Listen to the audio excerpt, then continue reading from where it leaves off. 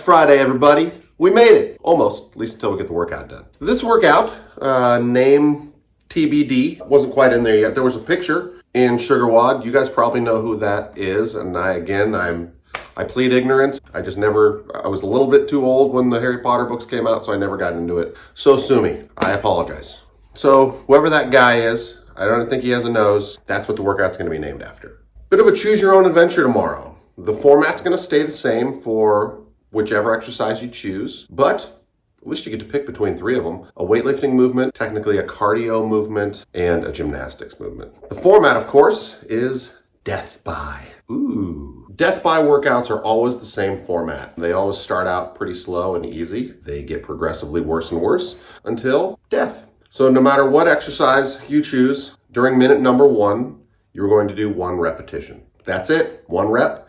Rest the remainder of the time. If it takes you 5 seconds, you get to rest for 55 seconds. The clock is going to beep, and then you're going to perform 2 repetitions in round 2. Rest the remainder of the time. 3 reps in round 3, 4 in round 4, 5 in round 5, etc., etc. What begins to happen is your work slowly increases as your rest slowly decreases, meaning eventually something's got to give. There's no way to win this workout because eventually you're going to get to a repetition count that you can't quite make. And how long you stay in the pain cave is really going to be up to you. If you want to cop out on this, you want to pump the brakes, all you literally have to do is not hit a certain repetition number for any particular minute. A word to the wise on this one, what I don't want to see and what we never want to see is having someone finish on a certain number and then getting a 0 for the next round. Let's play hypothetical. You're doing pull-ups, you're on round 10. You get through 10 pull-ups barely within enough time. You know that you're too tired and you're not going to have enough time to get through 11. You have an entire minute to get repetitions and every rep counts. So even if you're gassed and you need to take a 20-second break, get 1, 2, 3, 4, get a few reps so that your score can be you completed 10 full rounds and in the 11th round you completed